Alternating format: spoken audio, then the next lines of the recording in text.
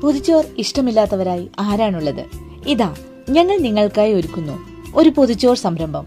കുടുംബശ്രീയുടെ ഭാഗമായി Nedumkandam minor city എന്ന സ്ഥലത്ത് ഞങ്ങൾ തുടങ്ങിയിരിക്കുന്ന ഈ സംരംഭത്തിലേക്ക് ഏവർക്കും സ്വാഗതം.